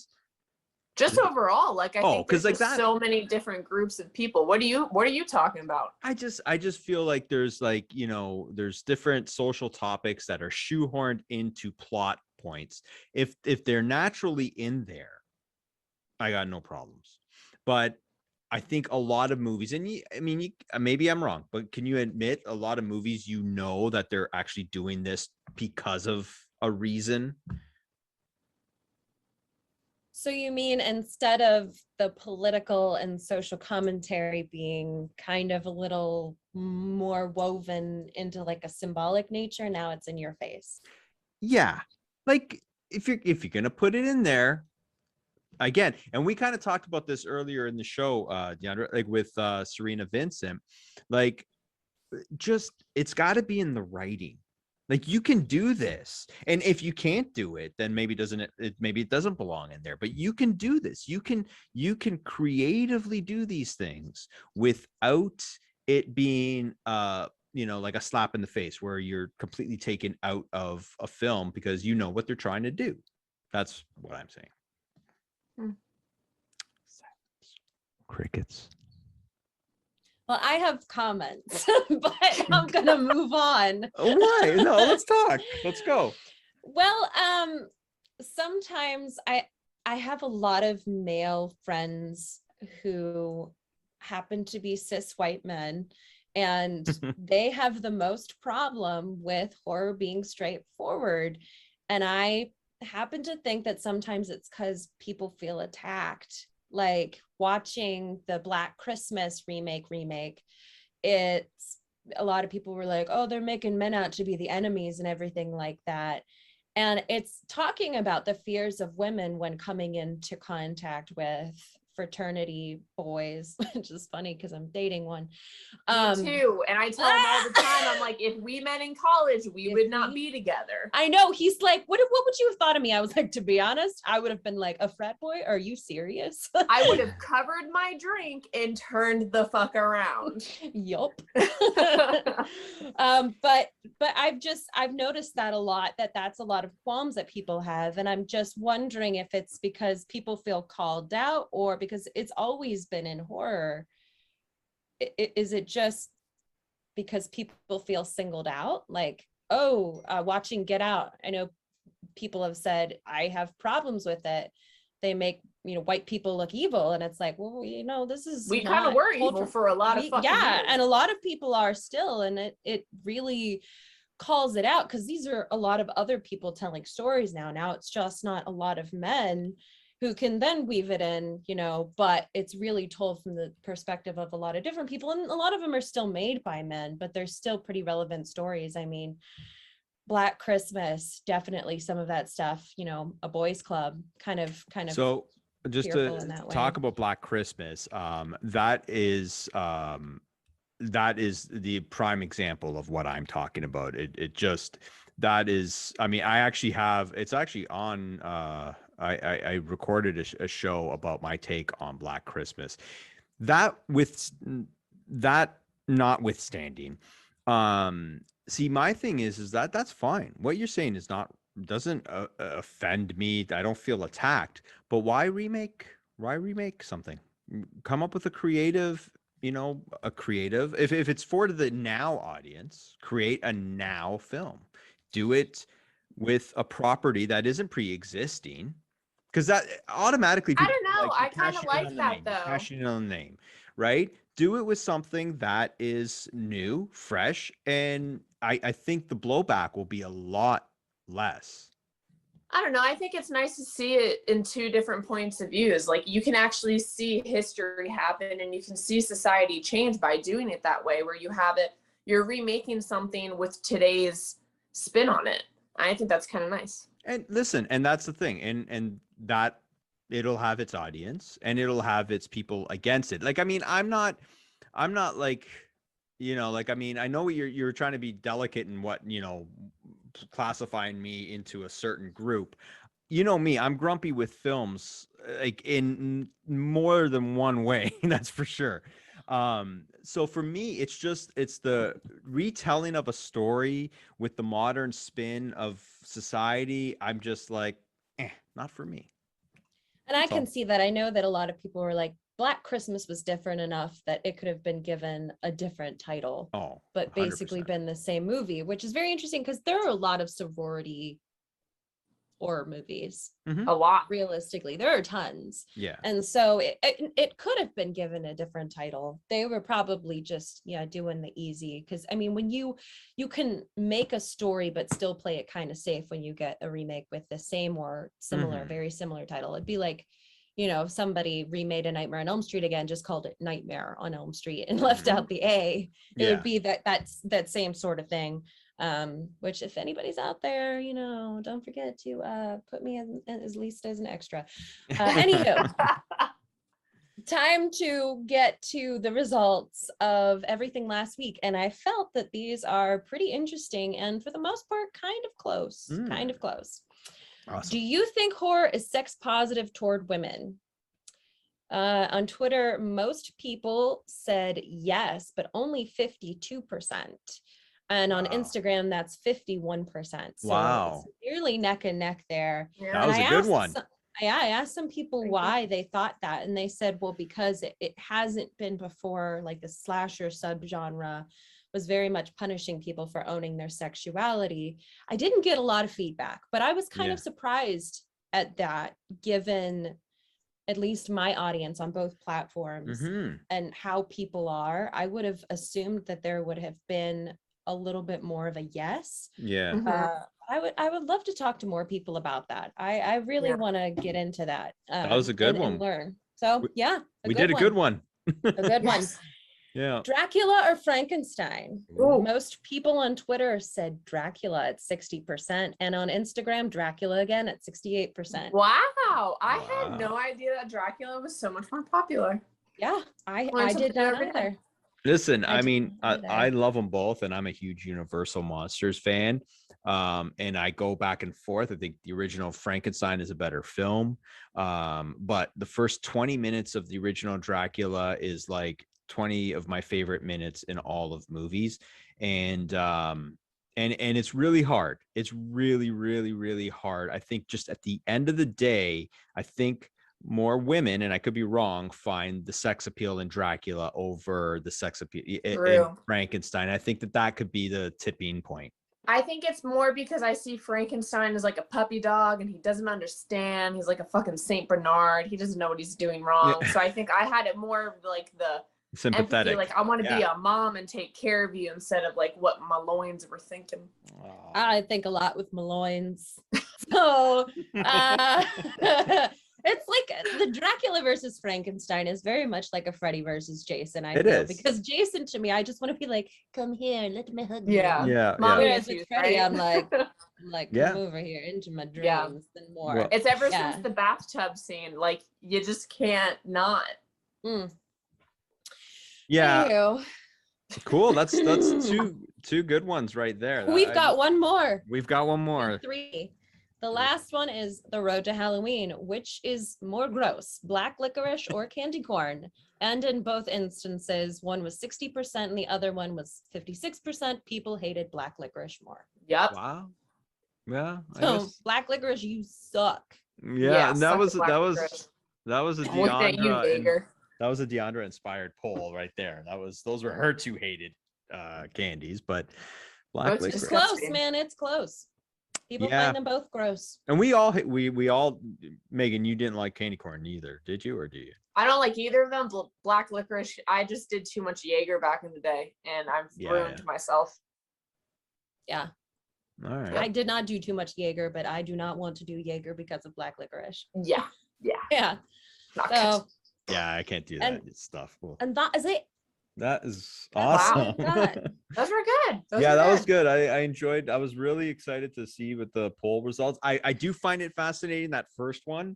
I wish we had a little bit more information. I think there's two ways of going about it. Like a girl could look at it as like, it's not sex positive, we're always naked and we get killed, and then it is sex positive, we could be in bras if we want, and people will love us and we'll get compliments and we can empower ourselves with it. And I don't know, could have gone either way, and it almost did. I had a really big discussion with someone about because there was a Twitter question, or rather a comment by somebody who said, look what they've done to like the Marvel characters. They were showing Wonder Woman, and she had like her, kind of Wonder Woman-ish outfit in the new Wonder Woman. And then they had Florence Pugh and Black Widow, and how it was pretty much a functional outfit. Mm-hmm. And they were like, they're making our superhero women less sexy. And a lot of people were like, why do they have to be sexy? Why do they always have to be sexy? This is a functional outfit. You're not going to always put boobs into like armor or just have boobs out. You want to protect yourself. You want to make it comfortable. And I think a lot of that movie, I still haven't seen it, takes place in the cold. So it makes sense to wear clothes that cover you up, and you're going to be fighting. So you're going to be sweaty and not attractive. You're not going in with makeup. Like what do these people think? And there was a couple of comments regarding kind of like, women being evolved into women being kind of sexy. And then some of the things that people post, like women say, oh, I don't want to be perceived this way, but then they'll post like a booty pic. Mm-hmm. And, it's like you're perpetuating that idea, but also you're kind of owning it. But it's just like this sticky situation that I just want to ask more people what they thought. I actually asked Twitter what they thought, and a lot of people were like, it's you owning it, because dudes will post like, shirtless pics and things like that. People will do that stuff. But I think somewhat for women, at least for me, when I've posted more sexy photos, it's been for other women, because we're all like, yes. And I follow women who do that. I'm like, yes. Yeah. And then at the same time, it's also a matter of, you post a sexy photo, you feel empowered, and then you have other women telling you that you're empowered and whatnot. But it's also being able to say, just because I post this and just because I can look like this is a big no. Because people will come in and they'll be like, hey, and you'll be like, no. Like, no, it's not an invitation. Yeah, it's not. So there's like a little bit of reclaiming that back by having the ability to say no. And I also think there's a little bit of a safety net, because we are physically separated from people. But if we were to dress sexy out and somebody grabs our butt, that's like way more invasive, I think, than a message as well, because it's actually right there. Because I've had people say to me, I've been catcalled next to a significant other in a grocery store parking lot. And I've said, F you to the people driving by. And they're like, F you, bitch. And like, people will tell me, well, don't say anything, because you never know what they'll do. And it's like, they're more afraid. I'm more afraid of what they'll do to me than they are of the repercussions of, if they do something to me, what could happen to them. It's like this just a lot of this stuff of women just trying to reclaim that power. I think, at least for me, that's how I see it. I don't know about you, Megan. Oh no, I fully fucking agree. I think a lot of it's like going all the way back to just posting like selfies. Like I've always had body issues and like how I saw myself, and finally I'm at a point where I'm like, look at myself, I'm like, fuck, I feel really good. Like, and half the time I just want to record it and be like, hey, I've come so far in my life and I've grown so much to where I feel comfortable in my own skin and I want to share that. And like I know a lot of women, like through my TikTok, like I'm very open about myself and my body and how I feel about it, and that's helped a lot of other women. So I think a lot of it's just like all of us are teaming up to help break down the years of like, you should look this way, you should dress this way, you should act this way. And it's like breaking it down, and we're rebuilding how we all want to be. Like it's just as my sister's only 18 and she still has the remnants of what it was like for us growing up, and like what was expected of us and how we should look and dress and act. And now she's like branching out on her own finally, because she's finally finding her voice, and she does that because she sees other women doing it. And that's the difference. Yeah. And also with catcalling, like I'll fucking yell back at them, because first of all, I'm 5'9" and I'm covered in tattoos. So I would love to see them come for me. Yeah, I know. It's very interesting what, when you're really like a horror person, how much people leave you alone. Like they just don't. Amazing. Yeah, I mean, one time I wore like a lot of black and I went into the mall and somebody was like, man, did you see that girl? She could kick my ass. And I was like, hell yeah. Hell yeah, I can. Hell yeah. Exactly. So there you have it. There's a lot to it. Yeah. Yeah. Jason? Yeah. Well, what you got? There you have it. Welcome to The View, ladies and gentlemen. So don't you want to know about my body and my problems? Yeah, if you want to tell us. Go ahead. I feel like you don't want to know. You're just humoring me. Forget it. No, very well said. We have a poll to come up with. We do. Let's do this poll. So I don't know what you got. Do you got something, Deandra?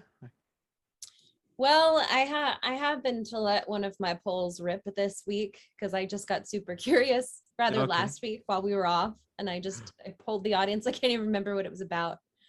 I do not remember what it was about, but it was there. But you polled. I polled the audience. You polled the audience. I did randomly. I sometimes just do that on Twitter. I gotta just keep those for a rainy Tuesday. Friday. I understand. I'm an understanding guy. Very understanding. Yeah. So you have nothing, is what you said?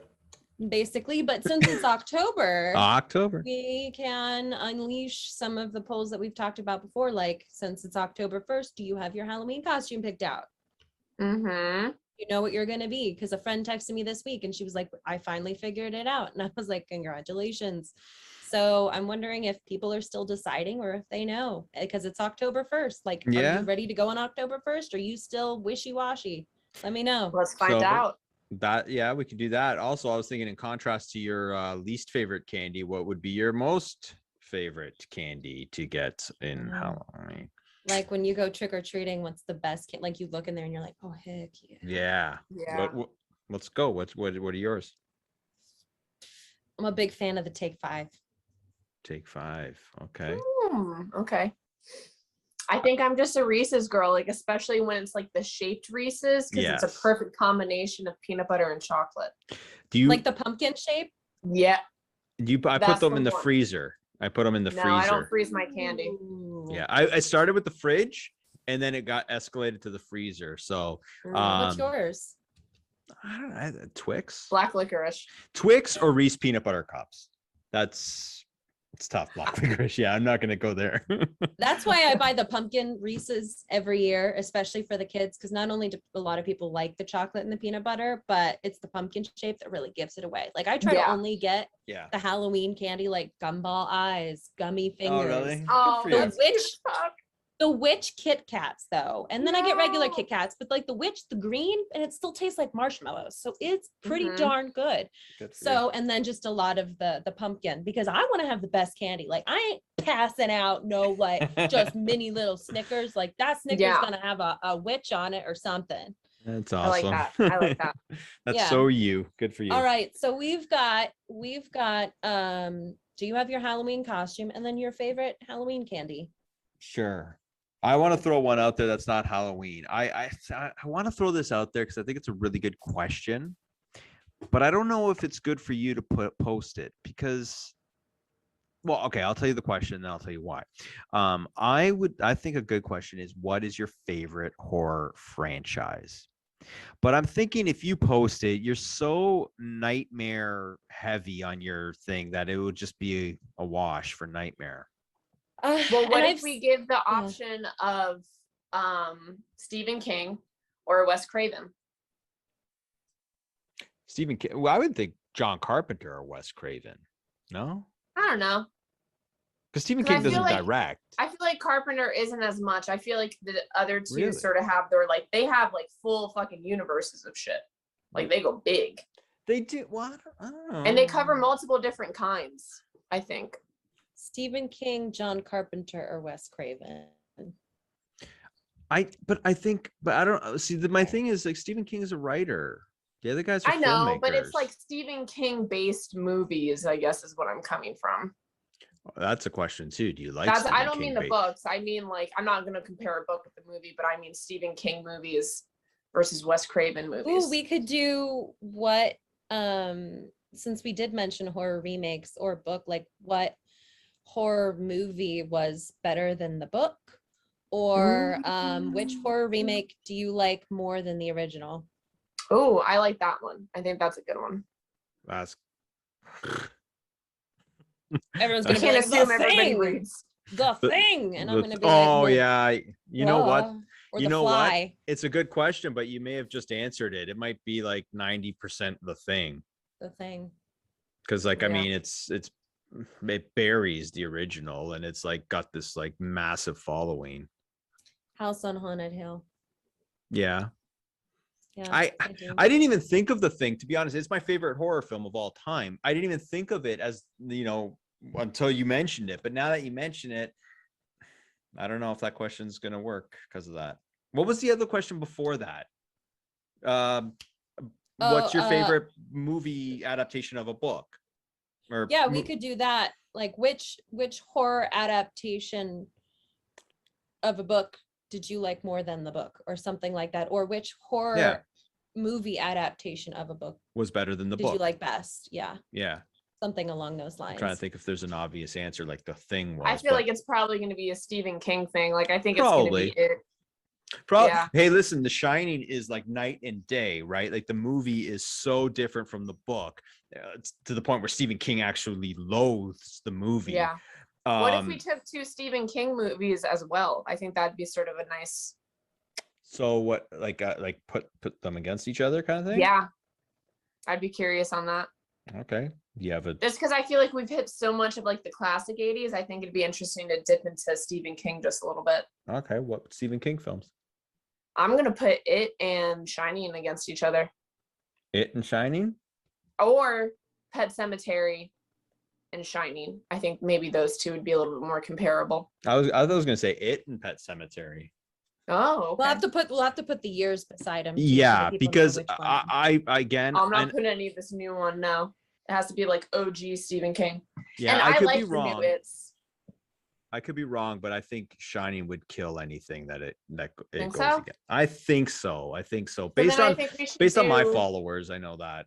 Like, so then I would put It and Pet Sematary then. Yeah. It's a little Halloween-y It and Cemetery. Okay, so we got 4, but it's okay because you're taking the week off next week, Deandra. I do. I'm turning 29. Woo! Wow. Okay, so we'll do a birthday drink in your honor. But so we got 2 weeks. So we got 4 polls, 2 weeks. We can spread them out, and then you'll have a busy show when you come back. Got a lot of it's like being away from work. You got like a million emails to sift through. You're gonna have listen, that's a little too close to home right now. So okay, we'll just move on from that. Sorry, I apologize. All right, so we're done. We're done. We're finished. This was an interesting segment. It went everywhere. They went everywhere. Yeah, we go everywhere. I go everywhere. We too. I roll everywhere sexual. Wow. She's really getting sassy tonight. I'm liking this. It's all the horror stuff. I'm just happy. That this is gonna be a fun freaking month. Yeah. Awesome. Okay. Well, thank you for everything, and have a great birthday. Thank you. Bye, everybody. Have a fantastic 2 weeks and whatnot in October. Bye. Yeah. Bye. All right. So that's the end of this show. I'd like to thank Cerina Vincent, Brooke Lewis Bellas, and of course Sassy Sledgehammer for being on the show. Thank you, Megan. Thank you, Jason. Any last words? Happy Halloween month. Happy Halloween month. All right, from all of us to all of you, the road to Halloween has officially begun. See you soon. Bye. Stay spooky.